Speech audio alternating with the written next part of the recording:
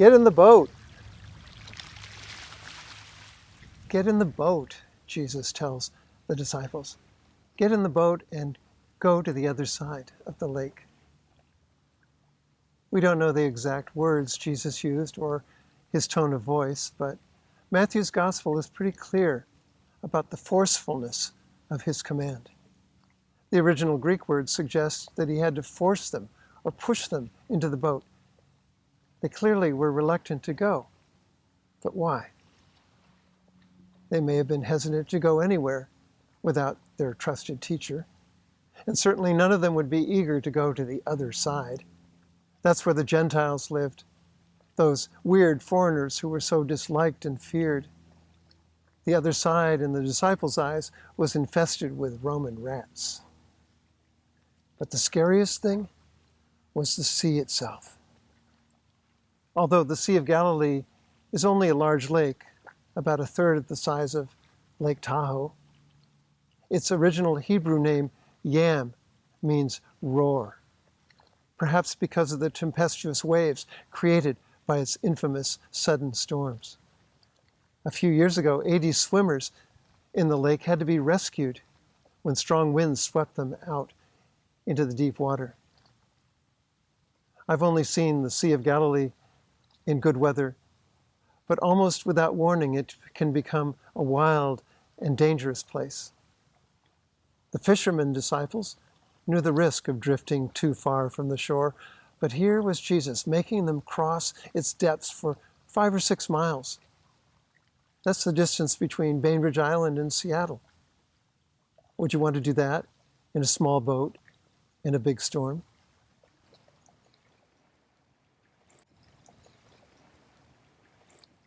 For biblical people of the land, wild seas were not just physically dangerous. They conveyed a cosmic threat as well, manifesting the primal chaos which threatens to undo the harmonious stability of the world. Only the divine creator can tame the chaos. As the psalmist says, "You rule the raging of the sea. When its waves roar, it is you who subdues them." Scriptures like that made the world seem safe.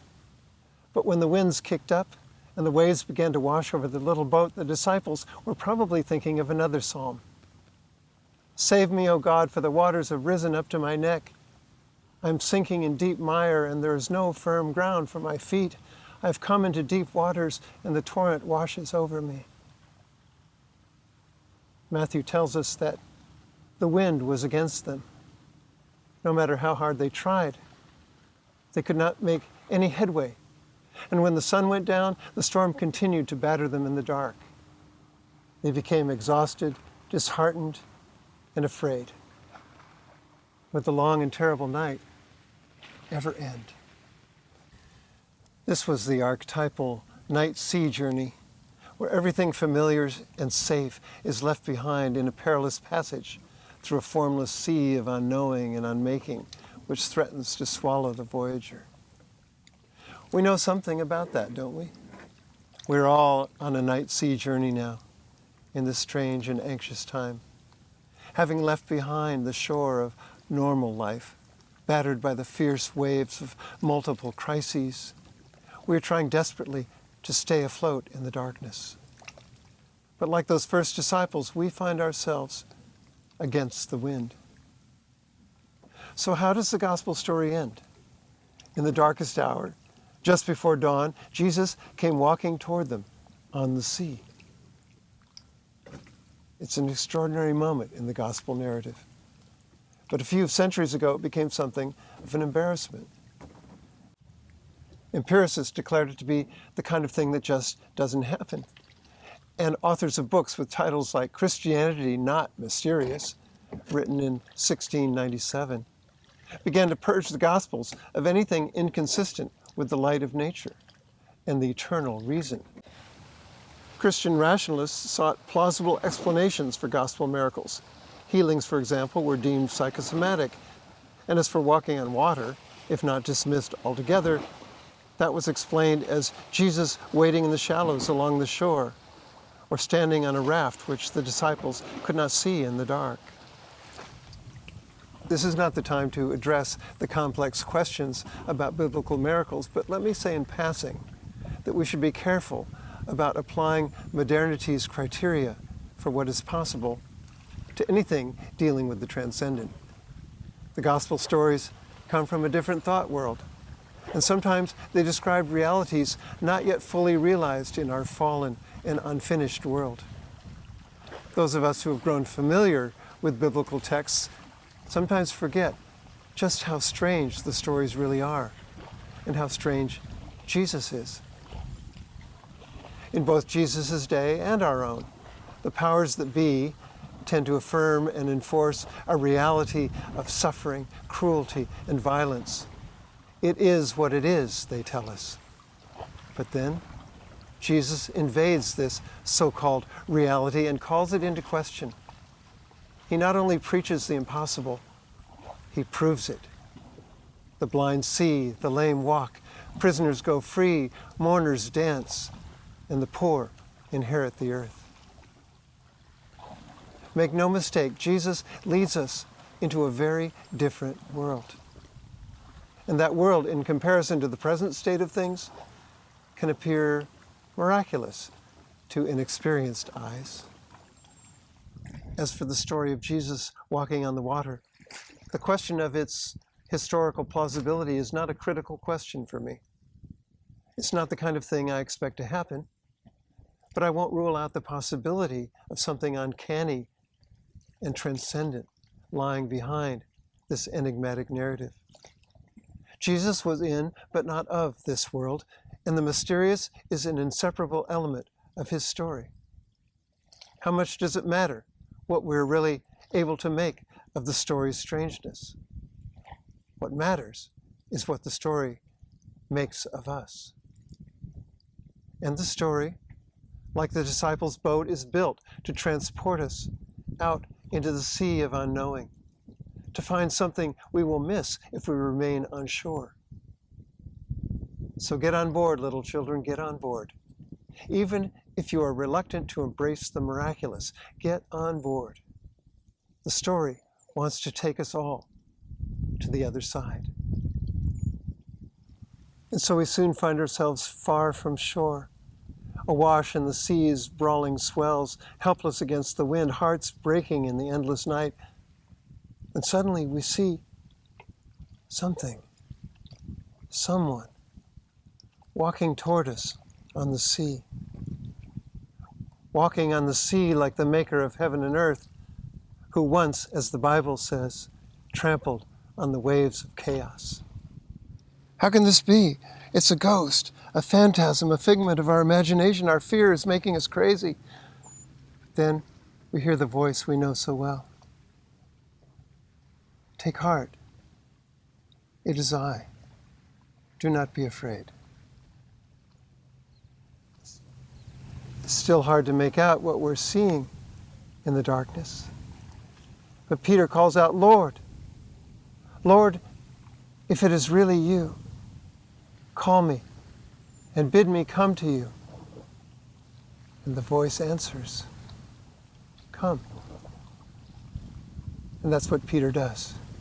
He climbs out of the boat and begins to walk toward Jesus, striding impetuously across the water as if it were solid ground. His eyes see nothing but the gaze of his master. But just before he reaches Jesus, he remembers the storm, the wind, the waves. He remembers his fear. He takes his eyes off Jesus and looks down at the raging water. Immediately, he begins to sink, and the sea is swallowing him. Lord, save me, he cries. Jesus grabs his hand. You of little faith, why did you doubt? I like to think that Jesus says this tenderly and with a smile. And as soon as the two of them get into the boat, the wind ceases, the storm is over. The sea grows smooth and still. After so much turbulence and drama, this sudden calm may be the story's greatest miracle, one we so desperately need today. Buffeted on every side by so much danger, affliction, and loss, we have come to know the demons of anxiety and sadness. We've drifted far from the shore. The wind is against us, and some of us are starting to sink. Who can even remember what it was like to be at peace in an uneventful time? James Martin, a Jesuit author and teacher, wrote a book about Jesus based on his pilgrimage to all the places in the Gospels. At the Sea of Galilee, he recalls a time when he was deeply stressed by the relentless grind of nonstop speaking engagements. It felt like a ceaseless storm, and he was drowning. So he decided to pray about it by a visual meditation on Jesus and Peter on the sea. When I closed my eyes, he said, the first thing I saw in my mind's eye was Jesus, clad in a light blue robe, standing silently on the sea, a glassy calm. He stretched out his hands as if to say, come. But unlike Peter, I didn't feel the invitation to walk in the water as if to prove something. Instead, he seemed to be saying, why not come into the calm? The wind whipped around his blue garments with the sound of a flag in the wind, but both he and the sea remained calm. What a precious and necessary gift this story wants to give us. Come into the calm. We all need that calm so very, very much. And I would be tempted to leave it at that, but I believe there is something else equally important that this story wants to give us. Last year, a minister in the United Church of Canada, Hilda J. Seal, was speaking with a parishioner at the door after worship. The woman thanked Seal for her sermon, and then she said, I wish you would speak about racism. The preacher thought about that challenge for weeks, but she worried that the volatile subject might take her congregation, as she put it, into troubled waters, deep, murky, swirling, rushing, dashing water, exploding like a storm. It's not something a pastor does lightly. But when it came time to preach on Matthew's account of Jesus and Peter on the sea, she knew she had to go there to address systemic racism in her country in the light of the gospel. Because in the middle of that storm, or any other, is exactly where the church needs to be if it wants to fulfill its vocation and trample on the waves of sin and fear. Jesus calls us into the rough water, she said, to meet the power of God's presence within the storm. So let's get out of the boat to walk on the water toward Jesus. But I warn you, she added, that once our toes are splashed by the swirling, rushing, dashing water, we might feel like we are about to drown.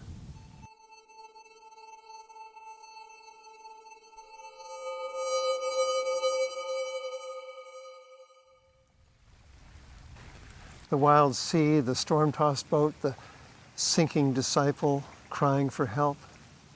These are powerful and challenging images. Most of us would rather stay on the shore, or at least inside the boat. Who among us is prepared to step out into the deep? That kind of courage does not come naturally. British novelist Olaf Stapledon once described comfortable moderns as ill-suited for times of crisis. He wrote, accustomed only to security and mildness, we were fit only for a kindly world. We were adapted only to fair weather, for the practice of the friendly but not too difficult, not heroic virtues, in a society both secure and just. Instead, we found ourselves in an age of titanic conflict, when grave choices must be made in crisis after crisis, and no simple or familiar principles were adequate. Those words from 1937 could have been written yesterday. We are indeed better suited to fair weather and a kindly world. But that is not where we are right now, is it? A 14th century prayer, the Anima Christi, incorporates the powerful words that Peter shouted against the wind. "O good Jesus, call me and bid me come to you." And faith knows how that prayer gets answered. Come. That's what Jesus says to Peter, and he says it to us. Come. Sometimes that will mean seeking the place of calm in a stormy world. And sometimes it will mean consenting to leave our comfort zone on the shore, leave it for the wild sea, where our only stay against drowning will be the touch of the Master's hand.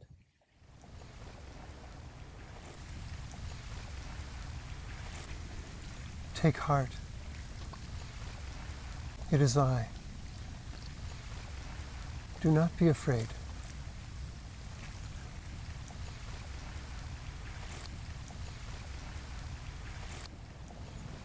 Oh, good Jesus, call me. Call your church. Bid us come to you wherever you are, even when you are in the heart of the storm. Amen.